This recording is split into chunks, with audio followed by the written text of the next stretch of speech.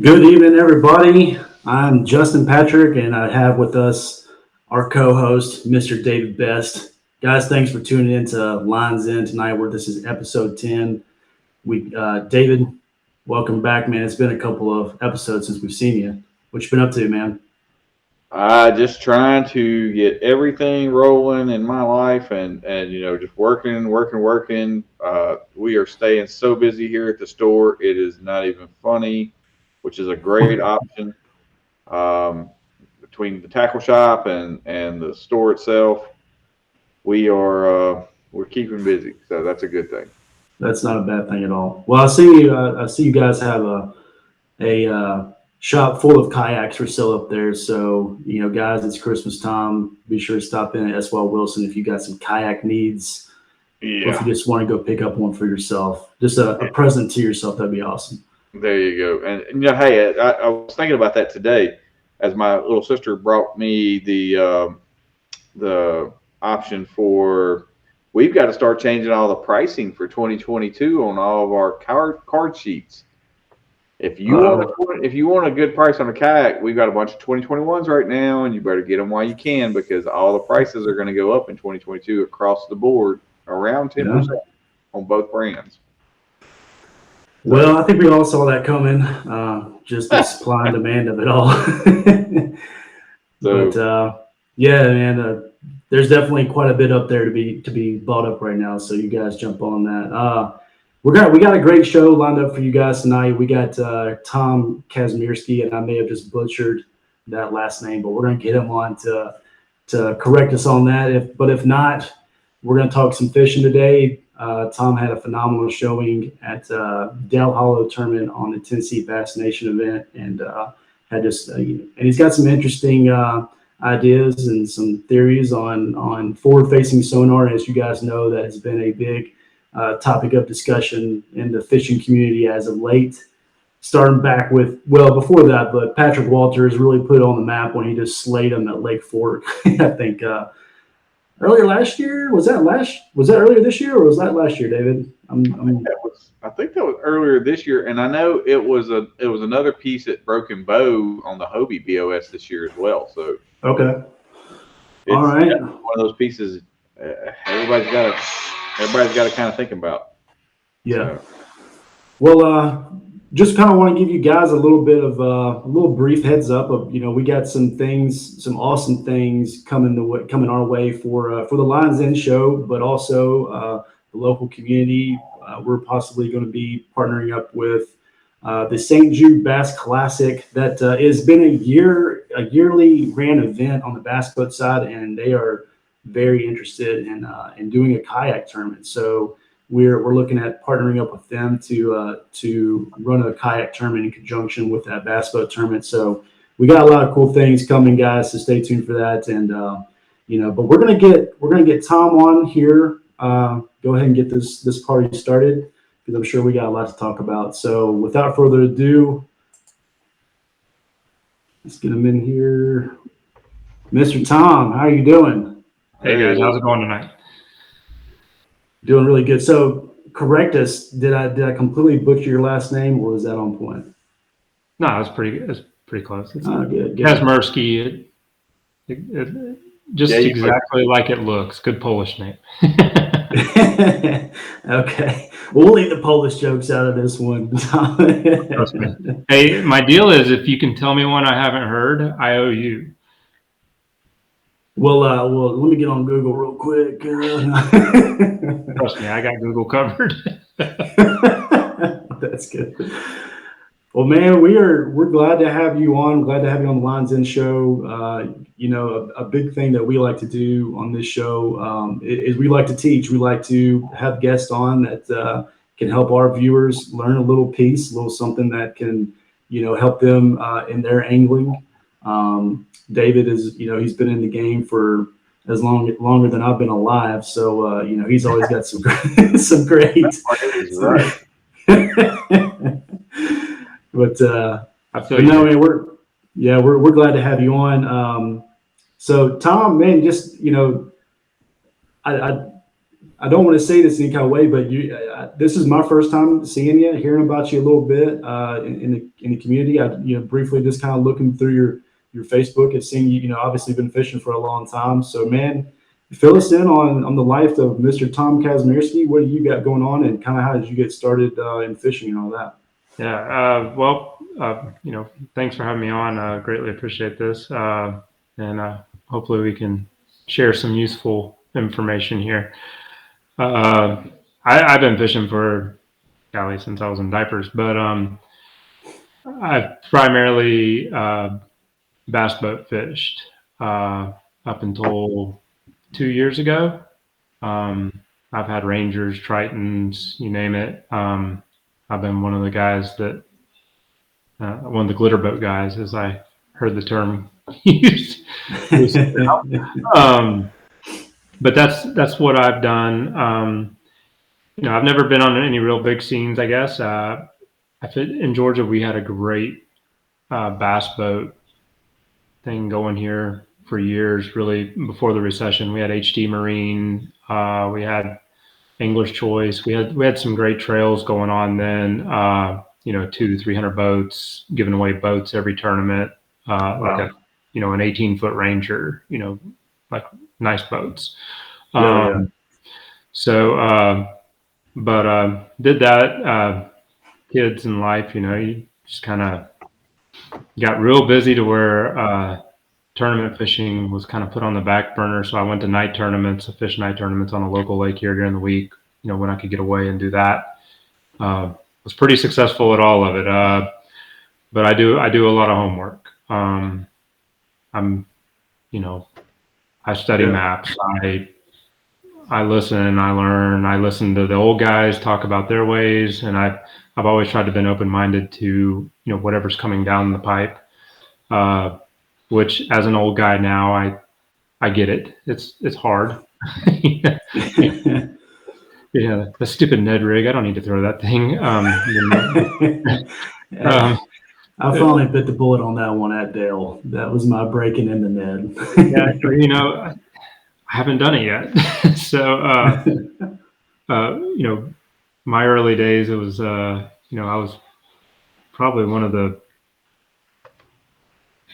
newer guys here in the state of Georgia anyways to throw a drop shot. I can't put a stake in the ground on it, but I was throwing it well before anybody else. I went out to California and had a guy show it to me back in like 2000, 2001, and nobody over here had ever heard of it, seen it. Wow. And, yeah, we were, it was like we had dynamite in our hands, it was amazing. It's kind of like the old pumpkin seed worm when it first came out. So I finally got to experience something they hadn't seen. Right. I've always been a sonar guy. Drop shotting, obviously you had to be, unless you were just blind casting at banks, but I'm an offshore guy. I like to get offshore. I like to find little subtle structure that guys aren't looking at. I love to power fish as much as any other guy, but when it gets cold and it gets tough, you find those little sweet spots and get blessed with them. Right. It's a lot of fun. I like catching fish, right? So, yeah. That's why we're in this game is right. Thrill to catch. So and go ahead. You mentioned a piece at the tournament about rock, and you just kind of touched on that a bit. But we always like to ask a little funny question. So I want to jump you off with a quick one, and this is going to be good for you. You may not have an answer for it, and that's fine if you don't. But since how long have you been in a kayak now? Real quick. This will be my. I've actually owned my kayak now for 2 years. I bought it in December 2 years ago. We're in the same boat, Tom.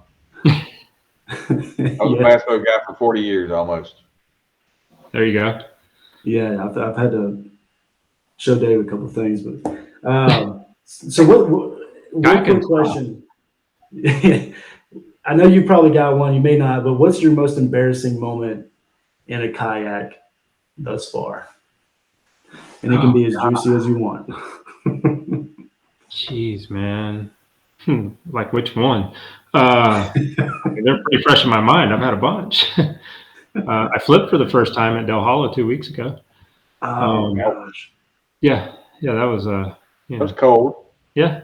Well, I'm Yeah. Polish, so I mean, these things are expected from me. Like, my friends, Oh, come on. they love this. They love this. This is like material, right? Probably, one of my most embarrassing moments though, like, because there was a lot of people there, and I was like, oh crap. When was that? It was at Lake Lanier here in Georgia. Luckily, it was a summertime tournament. Or no, it was like September-ish. But there was a bunch of people launching at this ramp. I was on a really good bite. I felt really good about it. And I've hauled my kayak in my bed of my truck pretty much the entire time. Jamie and them at the dugout every once in a while let me borrow a trailer. And for this particular tournament, they let me borrow a trailer, and I'm not used to it. Well, I'm just trying to get in the water, get out of everybody's way, and, go sit in my kayak and let my stomach turn in knots for the however long it takes for us to kick off. And I'm sitting there, and I back it down. Well, I unhooked everything. So I back it down, and there is like a 25-mile-an-hour wind, and my kayak is out in the middle of the lake. And Lanier is big. Yeah. I mean, Christine Fisher was sitting there at the ramp. She's like, "Oh my God, Tom, I can't believe you did this." And I'm like, "God, I know, right? What am I going to do?" I'm sitting there, quite honestly, debating swimming. Which would have been great, right? Yeah. People would have had, months of turmoil, tormenting me on that. But luckily, there was a striper guide that put in. He's like, "Hey, buddy," he's like, "hop in. We'll take you over to your kayak." And I mean, it was like, at this point, it was probably 4 miles out. I mean, you could barely see it. I couldn't even hardly see it because, it's still dark. Wow. He's probably having a blast with that too. Oh yeah, he's laughing, I mean, I'm coming from the boat world, I know the guy said that, these idiot kayakers, Yeah. I'm that guy, but yeah, my boat was like, I mean, it was, and I have a camo blue Hobie 360, PA 14, and I mean, you can just imagine in the dark, and kind of blue water. I mean, like I couldn't see it, and the guy, luckily, he had a Q beam. So I had to get in my boat, get back to the ramp, and everybody's kicking off, but I'm like, you're tired at this point. Yeah. I'm also thinking, I'm like, I got to get back to the ramp and start from there like everybody else, so somebody doesn't say, because I felt like I was on the fish to win, and I wasn't. But that was another story. But anyways, I went all the way back to the ramp, touched the bank, and then kicked off. I was like, I don't want anybody saying anything about me. I don't ever want to be that guy. So I was sweating like profusely. Part of it from just embarrassment, and then the other part from having to pedal back, 2.5 miles on a 20-mile-an-hour wind to get to the ramp. Yeah. You could just skip the coffee on that one and just that get your adrenaline going real quick. Oh, yeah, I was good. I was ready to pedal. Yeah. It kind of brings a whole new reason to have a 360 light, just in case your boat floats off in the middle of the dark. You can find it. That's the thing. I hadn't turned on any of my lights or any. There's all these little things in kayaking that I've learned, and I have a checklist that I go down of like things I need to do, and I'm like, crap, Yeah. I've done some.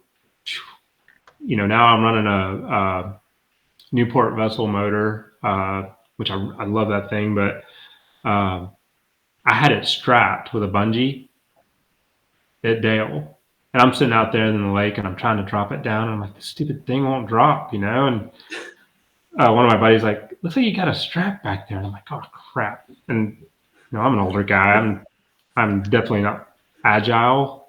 But I had to like straddle my seat and climb back there to the back of the boat and unhook this bungee to get the motor to drop in. I'm like, God, that's so stupid, man. I don't think it's ever going to end, so I'm just prepared for whatever gets thrown my way. I mean, and I bring it on myself, so whatever. Yeah. I think the checklist we went through as bass boat guys versus this kayak thing, it's a whole different ball game. Oh, 100%. I mean, you can ask Justin. It took me the first year I fished. I won my first tournament in a kayak, and I was doomed from then on for about the next year because I couldn't set the hook on a fish or put a fish in the boat to save my ever loving life. Dude, yeah, because it's different. It is. I have lost so many fish, and it's embarrassing because I hate being that guy. Like in bass boat world, we're always like, "Oh yeah, I bet you lost another big one tonight, didn't you?" But I've lost some good fish, and I've lost some fish that cost me some places in tournaments, and I'm like, dadgummit, man, setting a hook in this thing is like I used to tell everybody when I first got it, like, what's it like? I'm like, it's like being in jail. I mean, you're in a little 10-foot area, Like, well, how do you know about that? I was like, I don't, but it's what I would assume it to be like. So yeah, exactly. I think my most frustrating part, and you can comment on this if you want, is that everything in a kayak snags your line. Your line just gets snagged on everything. Oh God, yeah. And it just and it gets bad when you got like 2 or 3. You got your hooks wrapped around the line down here, and then your this other line snag. It's like you said. It's almost like you're in prison. Everywhere you turn, you're just kind of trapped. We don't even want to get into how many flags I bought the first year. Oh God. Or how many spools of line you had to redo. Oh my God, Seagar's not cheap, man. And I like good line. I have expensive taste. I have slung flags 50 yards out in the lake, and I'm like, screw it. I'm done with that stupid thing anyways. I've mounted it like right behind my back. I've mounted it at the back of I've mounted it all over the place, and I'm like, doesn't matter. Yeah, it doesn't. Yeah. I find ways to hook it. At Dale Hollow, talking about your line getting tangled up around everywhere. So in practice, I love to throw a float and fly. And I don't know if either of you guys have ever done this. I've heard about it. Okay, it's difficult from a bass boat for some. Yes. I don't know how the hell you'd even think about doing it from a kayak. I did it for a solid morning. Man, I caught some studs too. You first off, you start out and you're like, well, how in the hell am I going to throw this thing? And and that's hard because in bass rules you have to have an 8-foot rod. So I have an 8-foot St. Croix rod that I use for float fly fishing. I have a 9 and 10 for fun fishing. That's easier. But I have an 8-foot that I throw. And, you're throwing a 9 to 10 foot leader typically. So I'm trying to throw this thing. And I'm like hooking the back of my hoodie, I'm hooking the seat. It's wrapping around it's wrapped around the graph. And then finally, I get like, it's crazy. I put it in a Mitchell Creek, and like my first good cast to this bank, which I had a lot of history there anyways. I kind of knew it was a good bank. I sling it up there, man. And I'm trying to pick up the slack because it's another thing, kayaks just drift all over the place. A bass boat kind of will sit still for you. It's a lead sled, right? Yeah. So I'm like drifting all over the place, and my line's got this huge bow in it. My bobber's gone, and I'm like, oh crap, I finally get the hook set. Well, it's a 20.5-inch smallmouth, I'm sitting there with an 8-foot rod like this, trying to net him over here, and I'm like, it's like a goat roping, and all my guys are like, you gonna go throw the fly? I was like, man, I don't know if I can get them in. I just don't know what's gonna happen. Yeah, it's almost the same with like a Carolina rig when you're using a long leader on that, man. I am not throwing that in a kayak. I will end up in the emergency room. That's not for me. Yeah. Well, I saw some pretty interesting some pretty interesting stuff that you got, kind of the way you rig your kayak, and we'll get into that if we got some time, or maybe you and I will have a one-on-one about that. Okay. But man, let's jump into this tournament. You mentioned a little bit about practice. How much history did you have on Dale Hollow before this tournament? Oh wow. I've got at least, I don't know, 12, 13 years. Wow. All of it. Now I've got one. I fished last year, I think the same event, and finished third. Had the same exact measurements. I had 93 and 3/4 last year also. Wow. Yeah, I'm consistent. So you got one of those metal cages with your pets down there, and That's right. That's right.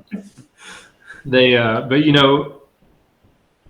Dell Hollow is one of my, Adam Reiser and I have become friends, I think, partially because of this lake, and we stayed together down at Seminole, and I think we talked about Dell Hollow more than Seminole for the Hobie Wasp. But, it is one of my favorite lakes to go to. The smallmouth aspect of it it's just amazing. And I know the northern guys all be like, "Oh, come up to Erie, do this," and I know they catch hammers up there. Yeah. There's guys catching hammers below Chickamauga Dam right now. But Dell Hollow truly sets up to me to fish to your strengths, and I think that takes a lot of guys out up there. In talking to the guys in the kayak community that I've been around, they're like, "Well, what about this, and this?" And I'm like, without me giving you a hole, you got to go do a little bit of work. Yeah. But and I always ask guys, I'm like, what do you have confidence in? What do you like to throw? And guy says jerkbait, and I'm like, okay, Del Hall is probably one of the best jerkbait lakes I know of. Go throw it all day. See what happens. I like a Little George. Oh my gosh, the world record came on a Little George in Del Hollow. So go throw it. I like a jig. Jigs, and I love to throw a jig up there.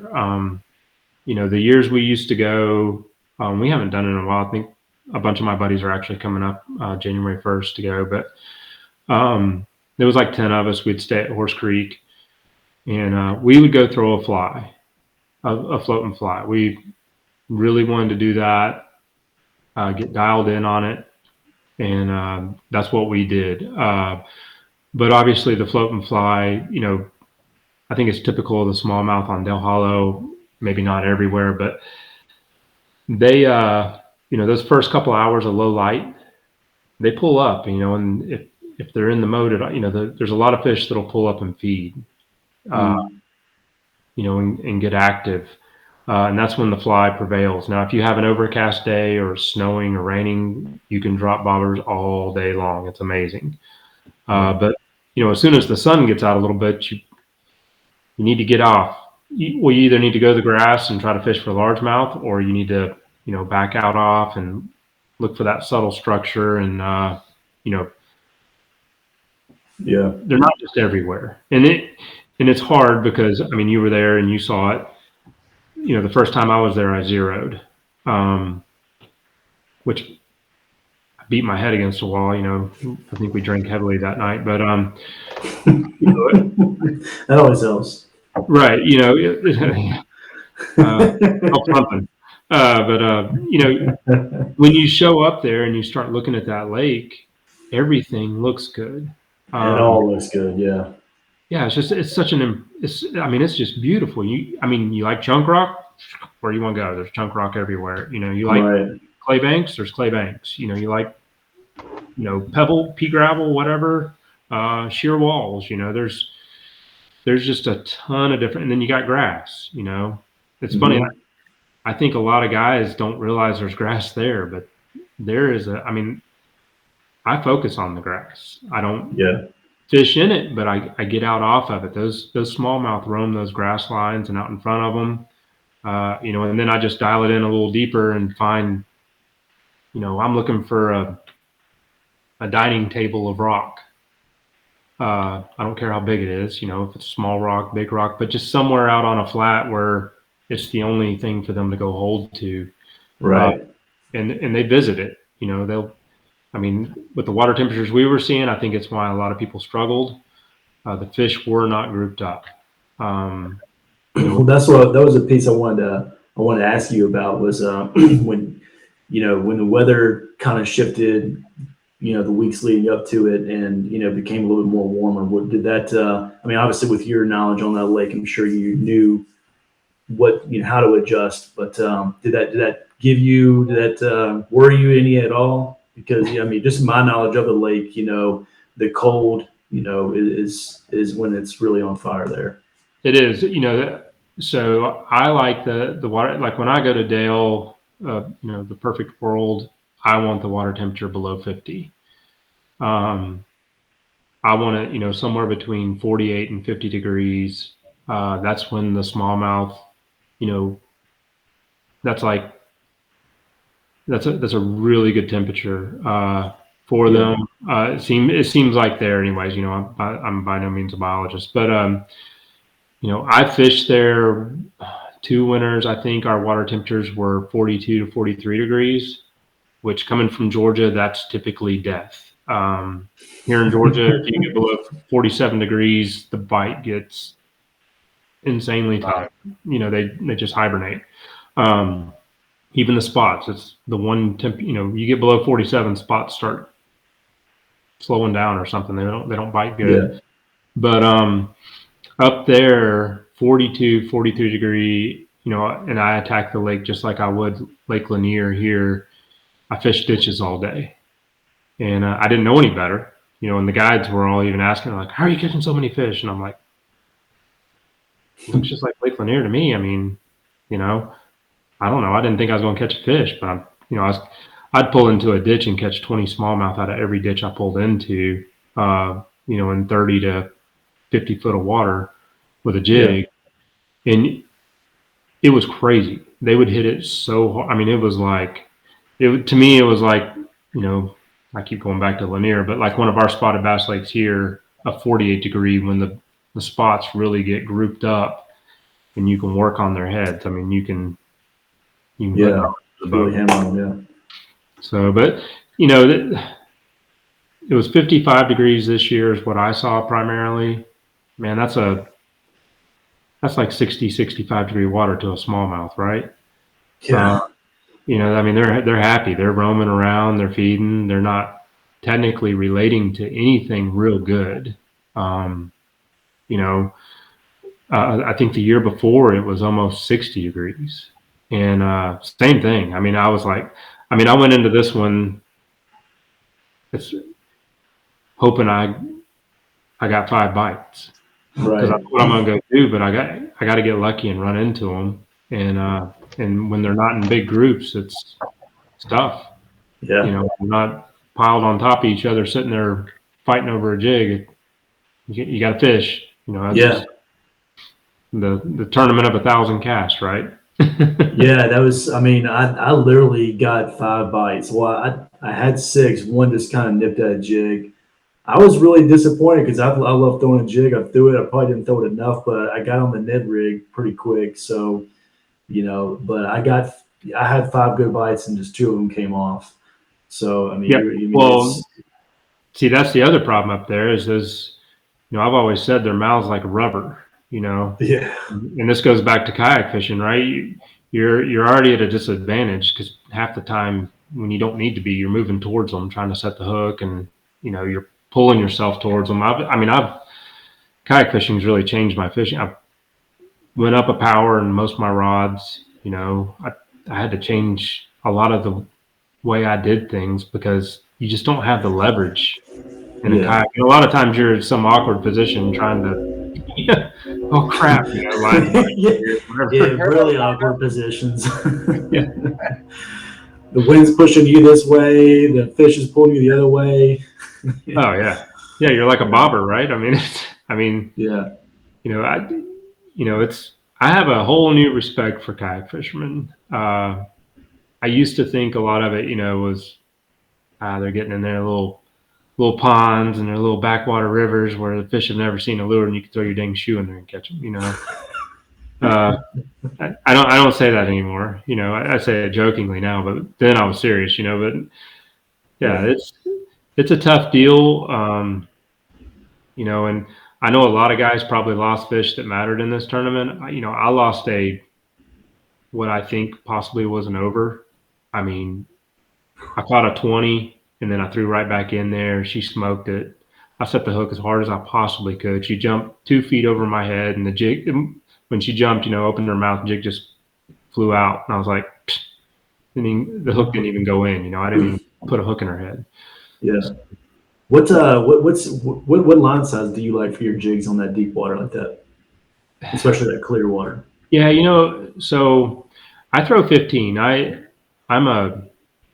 that knows, I'm a diehard Tatsu guy. I know it's expensive, but man, I love that line. It manages well, and cold, for fluorocarbon, it manages really well. Strong. I mean, you can lean on a fish with it. And I hear some of my housemates were like, I got 20 on. I'm like, what? We'll never get to the bottom. But yeah, wait an hour later. yeah, up there though, I throw 15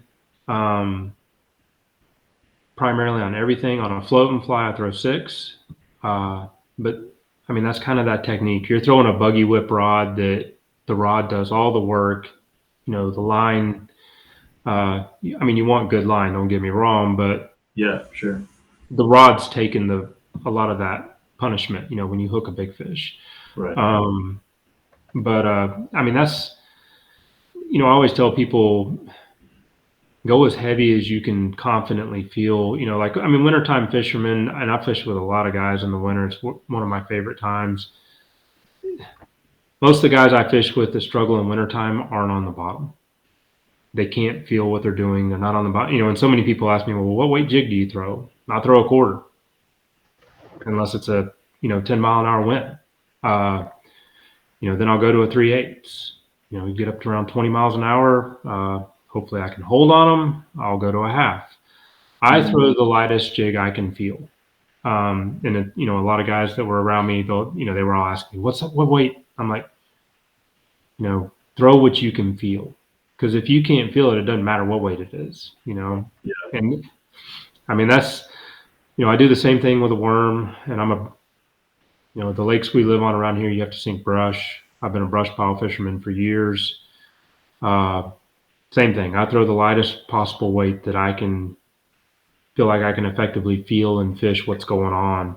But and I don't think I've seen it matter in bites, but I don't think day to day up there. I mean, when we were in boats, I'd have a guy that, never fished a jig deep. I'd have him with a 3/4 ounce football head on him.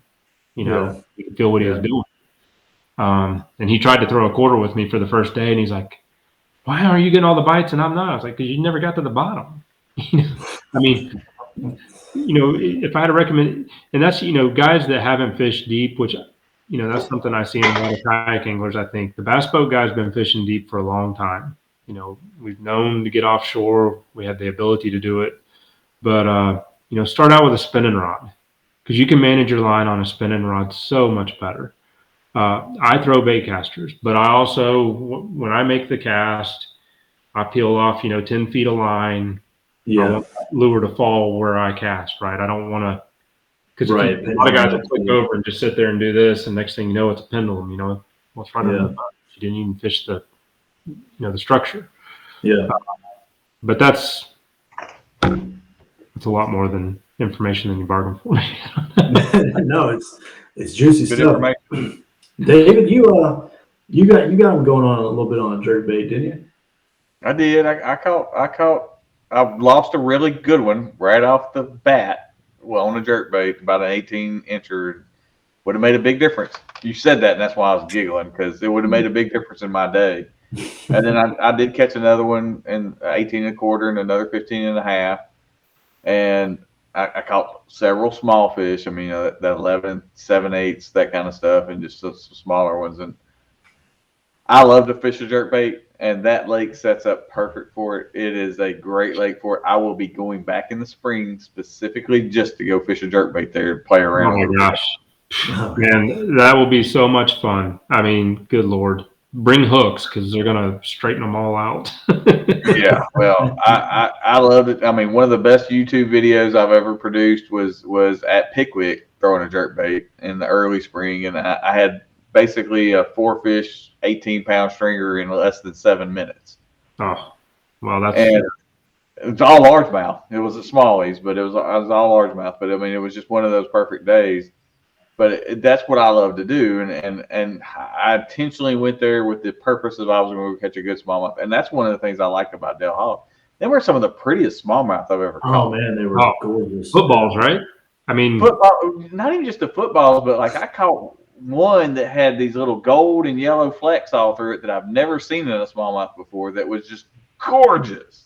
Right. And I'm just like, what the heck is this?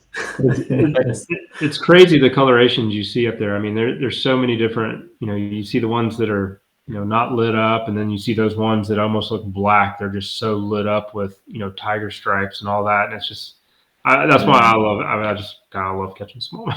It is addicting. Just for that purpose. But it's funny, we haven't really hit on it all, but Dale Hollow is an amazing largemouth fishery. Now, the locals up there call them hollowheads. Yeah. And some guys I know, they'll be like, here in Horse Creek, there'll be 1,000 on bed. We don't mess with them hollowheads. We go out there and catch them brown fish. And I'm like, those are trash fish. We throw them on the bank. And I'm like, Lord, man. It's funny. We don't hollowheads. Right. Yeah. We don't really fish for them. I mean, the guys I go with, we never really fish for them, but we've caught multiple 7 and 8 pounders up there in the dead of winter. Just happened to catch them, in the areas we were in. But and I had bass boats in front of me this past weekend, ripping them out of grass like they were fishing Gunnersville. I mean, I was watching. I mean, I just felt like I had a better chance of. There's a massive brood of 17 to 20 and a half inch smallmouth in Dale Hollow, and that's what I target. But and I've largemouth fished Friday. I was trying not to hurt any of my fish, and I was like, I'm going to go fish grass for largemouth and just have some fun. And I probably caught 30 Friday in less than 10 foot of water, pitching around in millful. But they were, 15, 16 inches. They weren't, I mean, I know a lot, it sounds bad. I know a lot of guys would have taken them, but all day long. Yeah. I didn't feel like they were the fish, that I needed. Yeah. And it's like you said, they're so hard to get to the boat. And when the bite's tough, I mean, that bite died on us. I don't know what you guys experienced, but man, it seemed like 11 o'clock. Somebody clicked a switch. I mean, I think I got like maybe 3 bites after 11. 11 o'clock is about when that wind kicked up, around 10. Yeah, but that's 10, 11, and that's kind of when I got a couple more bites. Yeah, it was closer to 1 before I saw the wind. I caught them from right as we started till right at 9. It died at 9, and about 1 o'clock when I started getting a little bit of wind on my island that I was fishing, I started catching some fish again. Yeah. The wind should help. I mean, the wind's your friend, As much as we hate it some days, it's typically. Tom, we won't ask you for GPS coordinates, but do you were you kind of more closer up the lake, river sections? I've got places all over. I've never fished much above Trooper Island, but from Trooper all the way back down to Horse Creek, I'm looking for, like I said, I'm looking for grass first and foremost, and then I'm trying to dial in structure out in front of that grass where those smallmouth will go hold. Because first thing in the morning, and that's where the jerkbait can be so deadly.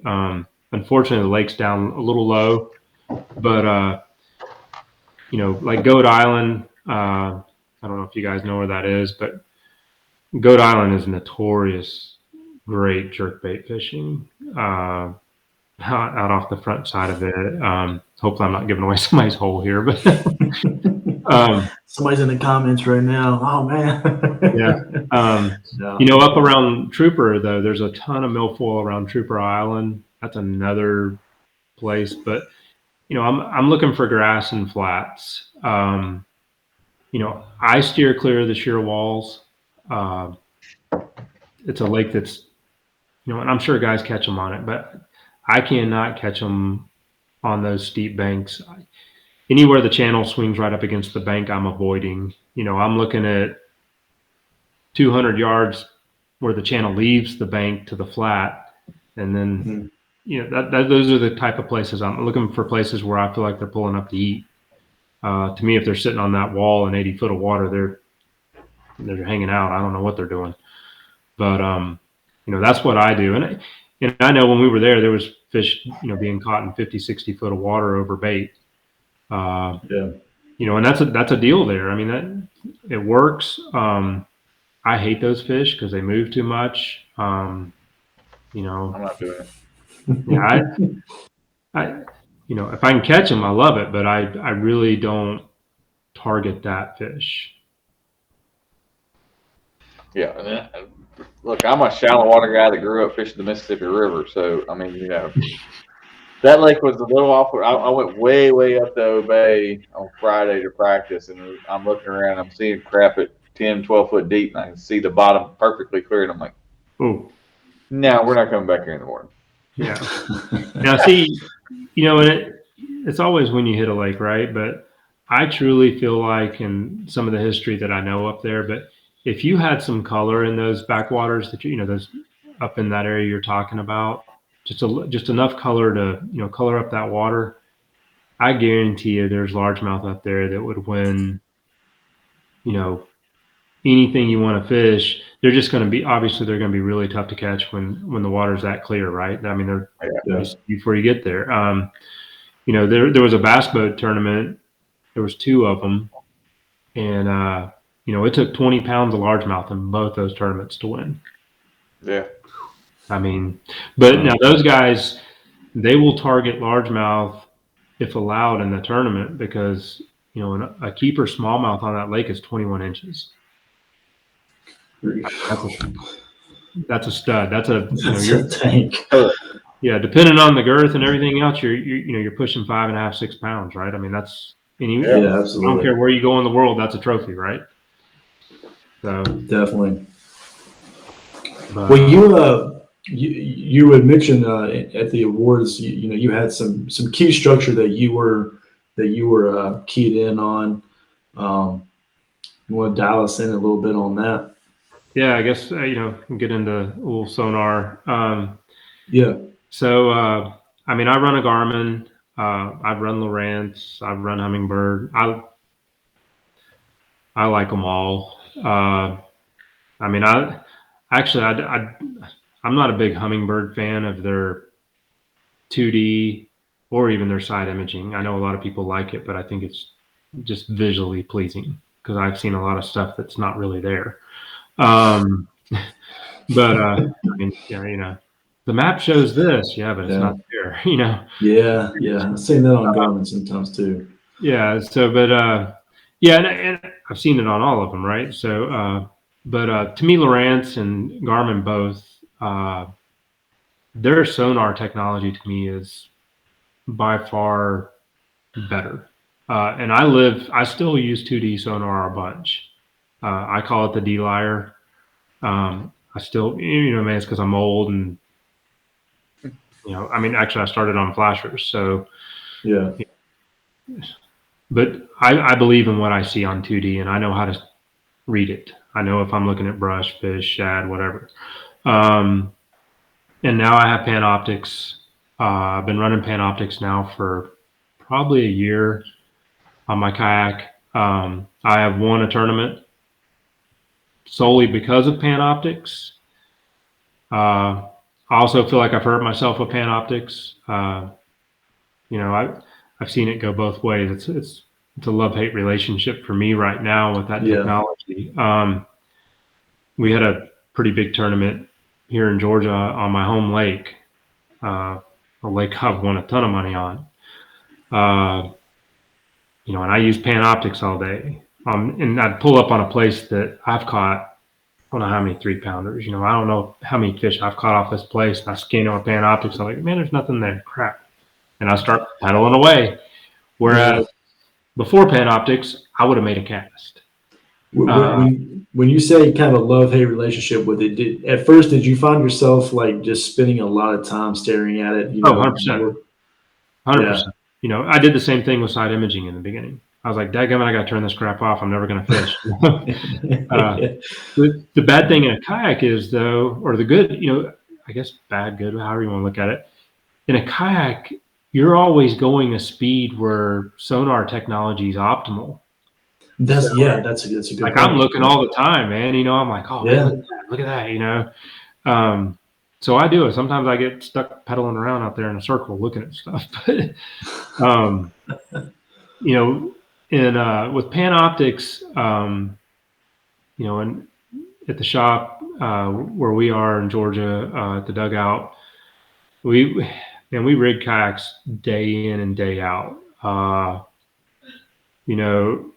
And we've played around with a lot of different mounts and all that kind of stuff. We finally got one that I feel like is solid. Christine Fisher actually is the one that made us aware of it. We rigged her boat with it recently, and it's a game changer if you're going to run. And it doesn't matter Lowrance or Panoptics, or whatever Hummingbird's got that's similar. Yeah, it's pretty slick looking. Do you know the make of that rig? I do not. 'Cause I was trying to find that too. Yeah, I was searching it. So I searched it today, trying to find the name. I was like, "Dadgummit!" I mean, it's like it doesn't exist, but I know I got it. They got them up there. I don't know where we got them from, but they're there. I know. Yeah. I know this. Like I know. I think the dugout, them, Jamie, and them, they got in 100 the other day, so they got them in stock. But and the crazy part is you look at all these guys doing homemade stuff, and you can go that route. I'm not making fun of it. We did it too. I made all the homemade gadgets, and had frustration with it. PVC and tripods, a monopod from a camcorder. We've played around with a lot of different stuff. But the reality is this mount actually protects your cable up through the hole. It turns so smooth. It's not jerky.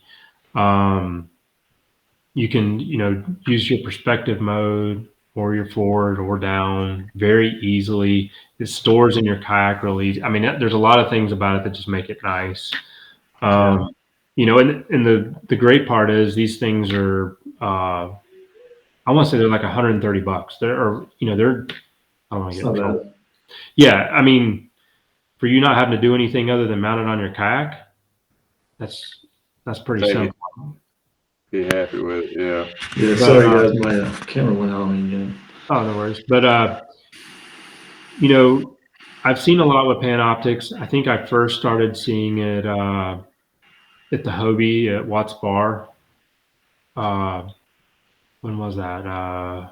March, maybe? February, March. Yeah, because it was ridiculously cold. Yeah, this past year. Yeah, it was February because it was just after we had the little 12-inch snow over here that closed my store for 5 days. Yeah, I can't imagine. So, and 12 inches, wow. We haven't closed for a month. I had to make a test run about a few miles down 40 just to make sure that I was going to be able to get out there. Oh, wow. At Watts Bar, it was cold. Man, I'm going up there with my chest bowed up, man, cold water fishing. These kayak guys, I'm going to get offshore and do some damage, and practice for 2 days without. Like you said that, these kayak guys. Yeah, I know, right? Well, I still have a little glitter boat in me. Damn it. Everybody's gonna hate me after this, but the crazy part is I went up there first day of practice. Man, I couldn't beat the dang drum off my lure. I don't know how many I caught. And I was catching big ones, 10-pounders. Magnums. Yeah. If a drum can be a magnum, they work. But it's funny. So on Panoptics, when I was throwing a Kitech there on a lead head, but I get out there on, these flats, kind of like I took it like I do Dale Hollow. I got out on some flats and looked for fish. And in 30, 35 foot of water looking for little stumps or rock, whatever it could be. Well, I start finding all these drum, and man, I caught a blue million of them. Lord have mercy. If it was a drum tournament, I'd have been in. I'd have been in. A lot of guys were catching drum and catfish and just everything but bass. Oh yeah, in that catfish tournament. too. Good. Yeah, I caught those stupid things, and I got in some big striper one day actually too. But it was funny because believe it or not, like in January we were on Chattooga here fishing a championship of an online series that the dugout ran, and I won it on Panoptics, hands down.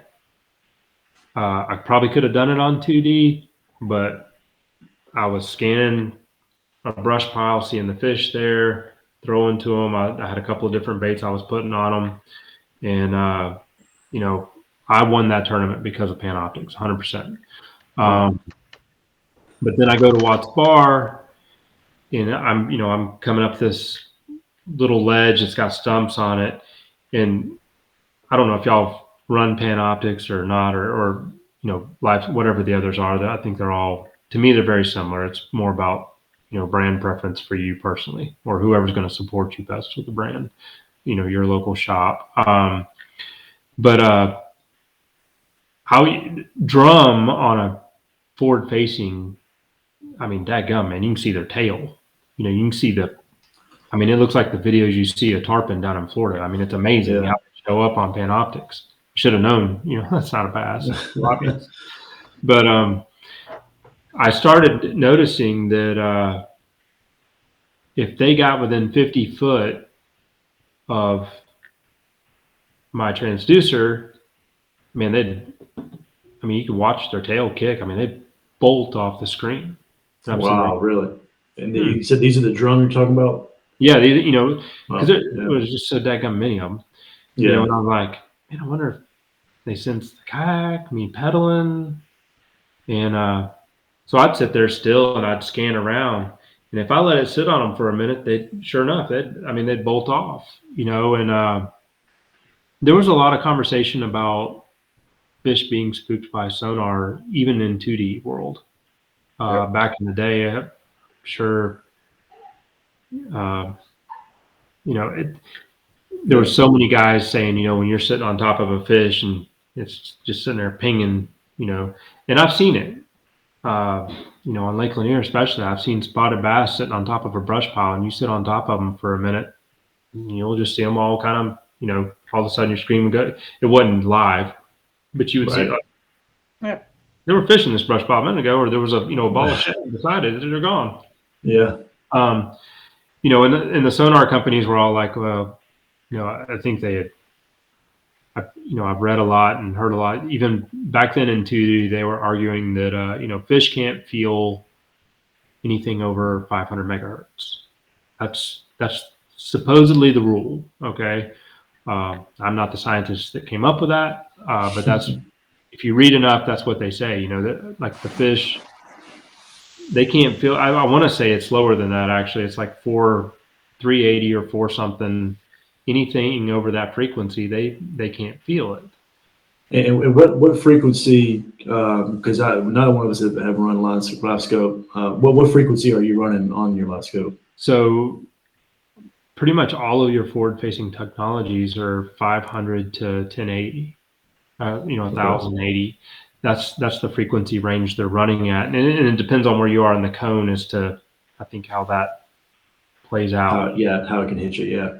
Yeah, from my understanding. But I've had some conversations with some guys and at the shop and stuff, and these are off the cuff. We're not experts. We don't know everything, and somebody can de-lie me all they want. But this is just experience, right? But one of our thoughts was, in forward-facing technology, you're technically hitting a fish on its lateral line. You're coming, if the fish is here, you're hitting it right here. And, I think any biologist, and ourselves included, would all agree that, 90% of how a bass gets around is through that lateral line. It's how they Right. feed. That's a primary. It's a big piece of that they use for everything in their life. Yeah. Right. They feel in it. They can feel the bait fish. It's what makes them the apex predator in their environment. But that. So maybe that's part of it. I have noticed, and after talking to some guys that are probably more Panoptics gurus than me here in the local area, and some of them are bass boat guys, but they're using it a ton because it's winning tournaments. Don't can't don't deny that. don't sit here and say, well, Tom said no. You will get your head kicked in by it also. Trust me. That can happen, but they're putting their range out there at 100 feet, and I have noticed like from 50 to 100 feet, they seem happy. It's more so when you get from that 50 and less. I mean, I've seen fish, especially in shallow water. Good Lord, you can see fish, running. Like at Del Hollow, I was watching them run through the grass. Yeah. You can see them. I mean, people are like, you can see them in grass, and I'm like 100%. Once you learn what you're looking at, it looks like little barrel rolls going through getting out of the way. So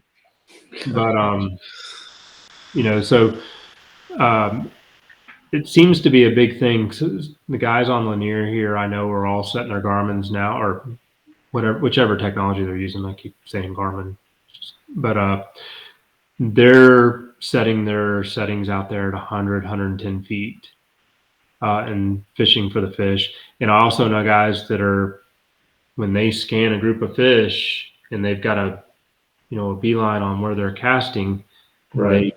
they turn it off of them. And they'll randomly scan, not just hold it on them, not just let it sit there, pinging them. But that's what I've seen. You had yours off during the tournament, didn't you? You turned yours off? Yep. Yeah. And maybe it's lake by lake. But I've definitely noticed my fish leaving the area that I'm in when I'm running it, running everything. As much as I'm a sonar guy, it's just another tool, right? You got to kind of pay attention to what you're seeing on it. But kind of after I gathered where I know, I'd pause my 2D, my side, and turn off my Panoptics, and more so, just use the map and waypoints that I had dropped in practice to try to keep those fish there as long as I could. If it was affecting them, I felt like in practice, I mean, without a doubt, I saw it affecting them. So that's why I did that in the tournament. I was just trying not to disturb whatever was going on there. Yeah. At the end of the day, I'm a fisherman, so you know how we get little weirdities in our head, and all of a sudden it's true. Yeah. It's totally. You think that every little thing that you have on your boat that you use to fun them in practice, you got to have that on during tournament, or whatever. I was putting 4 orange dots on my jig and clip off. Sure, I had my head facing towards the east. When I made my cast. Oh man, you should hear some stories of me in the bass boat. My partner, we had a certain place you put the keys. I mean, there were all these things that he had to have in place. And I remember one tournament he got in the boat, and I took the keys and threw them under the the cow. He's like, "What are you doing?" And I'm like, "Don't matter." I was like, "Get that crap out of your head, man. You got a stronger mind than that." Yeah. It's kind of fun. It's the fun of it is thinking what you're doing is right. Well, that's the interesting piece about fishing is really it's all a big piece of it is confidence based, and 99%. Yeah, I mean, whatever you can do to build your confidence, if you got to have the Mickey Mouse underwear on and inside out, if it helps you up here, man, it can do wonders for you. Yeah, I'd be interested to do a survey on the different things that people do to to boost their confidence before they go out of the water. That'd be pretty funny. Well, I will say, this is kind of weird, but I have this thing of finding pennies at gas stations. Still to this day, and I know nobody carries change anymore, but I found a penny at the gas station. It was funny. I was on the phone with my wife, and I found a penny at the gas station getting gas right after I'd come off the lake Friday. And I look at it first. I'm like, which way is it? It's heads up. I'm like, ooh, Chills. Yeah.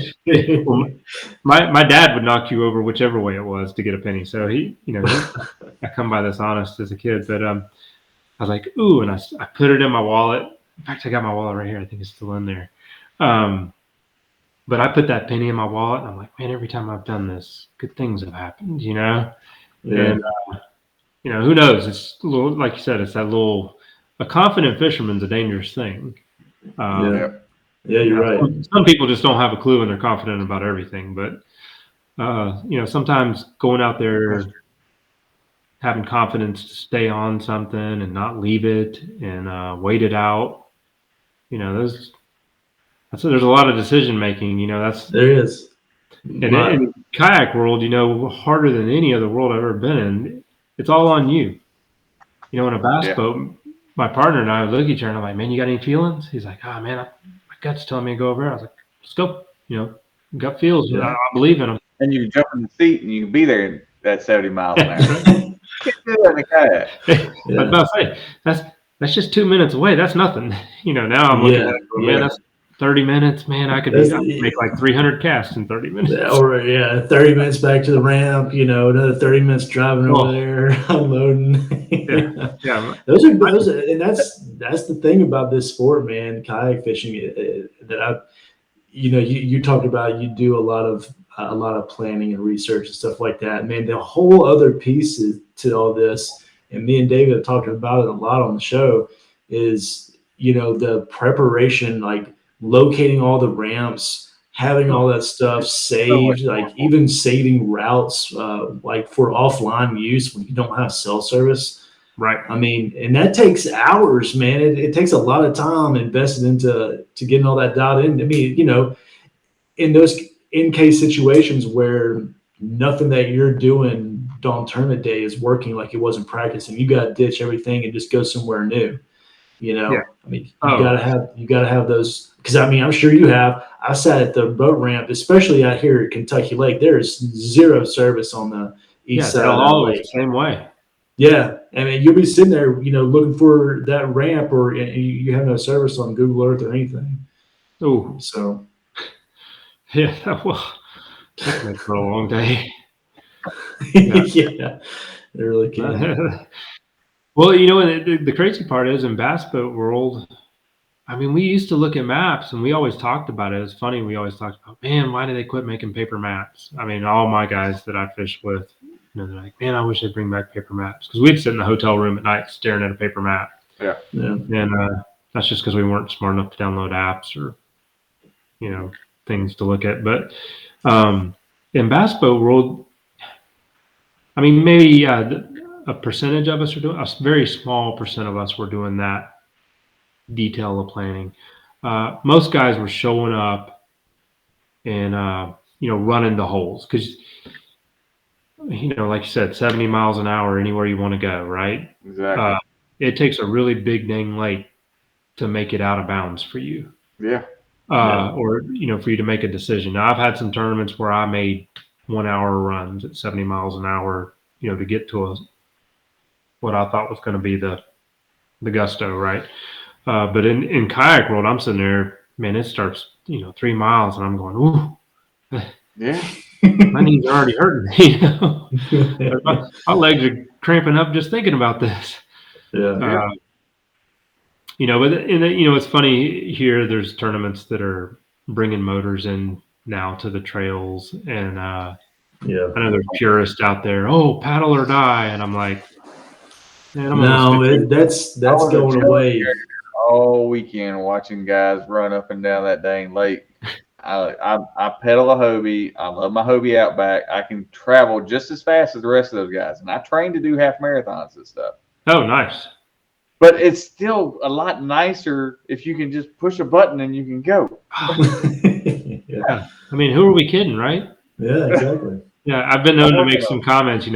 Some guys around here were like, "Oh, motors, man. I think we're just going the wrong direction." And I'm like, "Look, man, this ain't a hoop. This ain't a leg race. We're not seeing who can pedal the farthest. We're seeing who can catch fish." Yeah, and now That'd be fine. That's right. you boys ain't got nothing to talk about. You're sitting over there eating donuts on the way to the lake. You ain't talking about what you worry about being in shape for. Oh, I mean, yeah. I've had to cut down on what I eat now. I'm looking for protein and some glucosamine tablets so I can make sure my joints feel good at the end of the day. Oh man, it's really bad during the summer. Oh, if you've been pedaling all day, man, your butt starts cramping up. You sit in that kayak after 2 or 3 days of pedaling, you're just like, is this day over yet? Oh, God. It's brutal. But when I first got into this, I think the first tournament I fished was a Hobie at Seminole, and me and all the guys from the dugout went down there. We're like, we had to go to Seminole anyways in the spring and stay for a week and just eat, camp out, drink, and fish. Just guys trip, right? So we're like, all right, well, this time we'll bring our kayaks. And I'm like, heck yeah, let's go. We're good. Well, we're idiots. We haven't been in a kayak before. So we're pedaling all over the place, not even thinking about the fact we got to get back to the ramp we just put in that was, 4 miles the other way. And then, oh, by the way, even in a Hobie, when you get stuck in that grass, it sucks. Oh, yeah.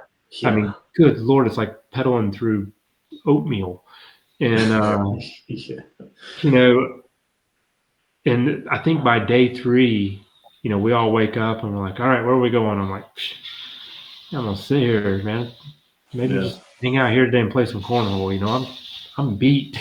Yeah, it's like a day off. Yeah, we drink burn some ourselves protein out before we shakes. can get to the tournament. Yeah, for sure, man. Gosh, yeah, the motor situation. I just, I don't think it's that we're going in the wrong direction. It's that the sport's just growing so much that I've heard it in all walks want of life, even in the bass boat world. They complained about graphs and how good they were getting. I used to triangulate brush piles, with an oak tree and a house or a pole marker. I mean, you had to triangulate things, and we had to sink them in the middle of the night, so it really sucked. But the sport's going to evolve. It's going to continue to evolve, and the way I look at it, to me, and I know guys talk about how expensive it's going to, and it is getting expensive, but at the end of the day, it is about, to me, is as long as every one of us can go buy it, it's fair. Yeah. I want to outlaw jackhammers, but I can't catch a fish on that bait, but everybody else wins tournaments on it, and I want to outlaw the thing. But I know. There's some guys that throw that thing year round and they catch fish on it. I've quit using it as much. It's very situational for me. I can sell them as fast as I can get them in my store. Still. Oh, no doubt, right? I mean, man, those things fly. I mean, and back when I guess COVID was really on, man. God, if you had jackhammers, you were like a. Oh man, yeah, that was about as good as having toilet paper in your house. Oh, that's so bad.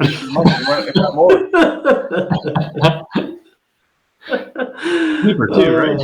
I don't think we ever saw ourselves getting to that point. Right. Of all things, toilet paper. We're fighting over toilet paper. Yeah. How did we get here? What's the deal? Exactly, man. We've done something wrong to get here. Mr. Tom, man, we're a little over an hour. We've had a blast talking to you. David, you got anything else you want to ask Tom? No, I think we heard a lot of the things I wanted to hear, and quite honestly, I agree with him on a lot of things he said. I mean, I am not a sonar guy. I've been a long time bass boat guy, but I turn my sonar off if I'm in less than 5 foot of water, which is where I fish 90% of the time. Oh yeah, It's off. 100%. Yeah. I mean, this is not something I'm going to do. Yeah, I feel you 100%. I mean, and I know some great power fishermen that exactly like you. I mean, and guys that, I mean, hammers, you know. Even in my bass boat. Yeah. Well, Oh yeah, in their bass I boat. don't one in 2 years, but even when I was in my bass boat, it used to drive my brother-in-law crazy. Hey, We get to a spot, I'd turn it off. He'd be like, well, how am I going to know what's going on? I'm like, Creek Channel's this way. This is where we're going. Follow suit. yeah. Yeah. Well, we used to have a sense of direction before all these maps, right? Yeah. Well, you know, some of us were grown up reading, you know, this is the way the bank goes. It's where the creek comes in. There's a creek here. Oh yeah, it goes somewhere around here. Figure it out. We'll get there. Yep. Yep. Yeah. That's funny. I mean, there's still a lot. There's a lot of guys in the kayak in the game that are like that don't have a graph on their boat. Man, they get up there, they fish out, and they do well. Yeah, dude. year round. Jordan Yeah, Martin. they're winning champion. Yeah, Dude, that guy's a hammer, man. And I mean, yeah, he's never put a graph out there. yeah. You know? Nope. But No, we're gonna have Jordan Marshall on here in probably a big holiday show that we're gonna do on here. We're gonna dive into Jordan and all his. I will have to watch that. Yeah, I don't know him real well. I hung out with him last year at Del Hollow. I do know Lambert and a bunch of those guys, but I don't know Jordan real well. But the one time I hung out with him, down to earth, super nice guy.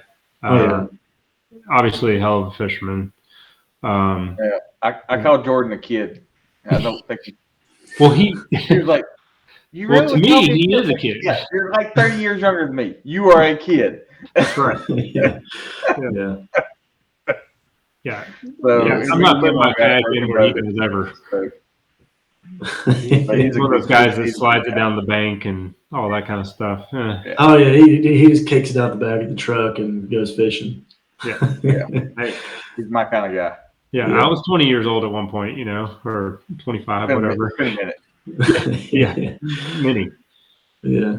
Well, yeah, you'll definitely have to watch that, man. And you know, at some point, you know, we'd love to have you back on to dive into sonar more, man. You know, we didn't get to, you know, we touched into it, but you know, it's something I want to play with the live view, live scope. I'll tell you, our buddy Brandon from Proteus Rods, he was out at Pickwick at the Hobie tournament there, and he waved me over. We kind of met up on day two. We both weren't doing very well, and I saw that man sit there and stare at that screen. He's like, "Oh, there's bait over there. Oh, you got a fish right up underneath your boat."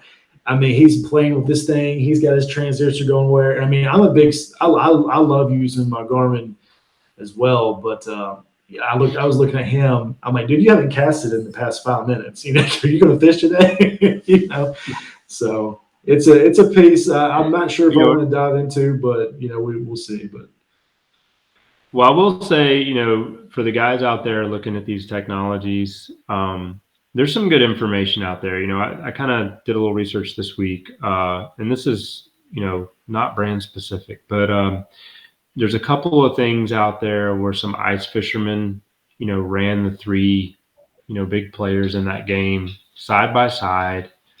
And it's pretty interesting. I won't give the results. I don't even remember where it was, but you can look it up. They basically run, you know, Humminbird, Lowrance, and Garmin, and it shows you a little bit about the refresh rate of this forward facing. It's kind of an eye opening of, you know, it's kind of why I went Garmin, because I felt like they'd been doing it longer. Yeah. But I know the other guys have the money to catch up quick. Yeah.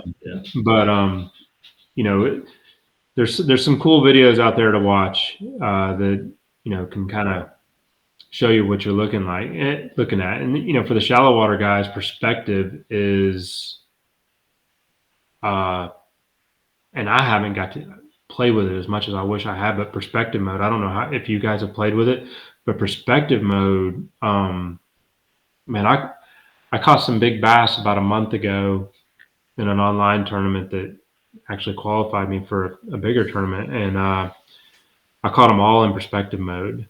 And I haven't played with it before that, and I was fishing 5 feet deep.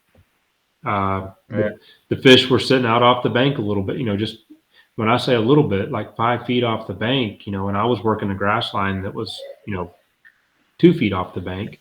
Yeah. And I was, trying to figure out why I wasn't getting bit. So there's a lot of stuff out there to watch, and I think there's a lot of ways that technology is going to help even some of your shallow water guys, monopolize on fish that they may have missed. Is it going to make you a better fisherman? There's no unicorn out there for that. That a lot of times that's just time on the water, right? But Right. It's another tool. Everything, all these things we talk about, and all these things you see come down the line, like fluorocarbon line when it first came out. It's just another tool. But you're right. Absolutely. Well, Tom, man, it's been a pleasure talking to you this evening. We want to give you an opportunity to shout out, your sponsors if you want to do that. Well, I don't have a ton of sponsors. I always shout out to the Dugout in Georgia, Kennesaw, Georgia. Tackle shop I've been going to since I was a kid. My dad used to take me there when I was a little boy. So a lot of history with those guys. I grew up with the guys that own it now. I love that place. So if you're ever in Georgia and you want to check out some cool stuff, guys that have stuff that you can't find, at the big shops, they've got really cool stuff, and they've got all the normal stuff too. And if you're ever around, want to check out kayaks getting rigged, they're typically rigging them every day, doing some pretty innovative stuff there. Yeah. Seagar line, I am sponsored by them. I love Seagar, and I fish with a lot of different lines. Man, if you haven't tried it, I know I hear a lot of people talk about, it's so expensive. Quite honestly, a Brazex is an excellent line at a good price point. I mean, if you want a really high quality fluorocarbon at a great price point, to me, everybody ought to try out a Brazex once and just give it a run. But other than that, man, I'm I'm self-sponsored. There you go. Like a lot of us are. I was about to say, I think even when guys say, "Oh, I'm sponsored," and I'm like, "What does that mean?" Well, I get 10% off. I'm like, "Oh, is it worth it?" That's pretty funny. Yeah. You sold yourself 10%. Yeah, man. You asked me on social about those batteries. I respond to you. They do have them in stock. Yeah, I saw that. And I would be. My camera's going out. Don't go out, camera. I don't know what's going on. But anyways, man, I spent some time with the guys from Battleborn this past weekend, and they have a really special product that all made right here in the USA. And I don't know a ton about lithium batteries, but what I've learned is it really boils down to the technology. And I used one in the at Dale Hollow with my XR3, and that battery lasted longer than another lithium battery that I've been using. So that's good to hear. No, that's good, man. I was really, it's interesting. I forgot that was you that was on that was on, but I've looked at them now. They've got a great warranty, which is one of the things you look at whenever you're looking at something that's kind of on the forefront still. I know lithium's been around for a while, but they're still kind of dialing it in, I think. But I will say for the guys out there running graphs, and I'm guessing you with XI3. So right now I'm running two 12-volt batteries with the Newport because it's a 24-volt motor, right? Do not go that route because you get interference like you would in the old bass boat days of if you ran your graph to your trolling motor. And I'm smarter than this, but I did it anyways. That's why I'm looking at a 24-volt battery specifically for my Newport now, because obviously being able to troll around at 3 miles an hour and see everything, that's a big deal. Absolutely. Yeah. So nobody make that same mistake I made. It's expensive. We'll learn from it right here. We'll reshare that little clip over the years so people don't Yeah, forget there it. you go. That's the Pollock tip of the day. Trademarked. Love it, man. Well, Tom, man, it's been a pleasure meeting you, man. I look forward to Hey, you're same gonna be here. out. I'm sure we'll see you out on the trail, fishing the tournaments and stuff, man. And we'll have to have you back on someday. Awesome. Hope to. Thanks, Tom. Absolutely. All right. All right, buddy. Thanks, We'll talk to you later. Thanks.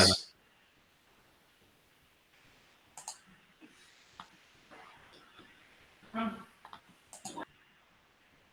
Still me and you. It's just me and you, man. Well, guys, that's it for tonight. I hope that you learned something. I definitely did. It was mine and David's first time out to Dale Hollow. He's drove around it before, so I'll go we back. learned a little bit. Oh, I can't wait to go back. Man, I want to go back like now. Yeah, it's just for But fun. just for fun. I mean, there's so much about that lake that I mean, it's just so interesting. I mean, for one, it's just a beautiful area, beautiful lake.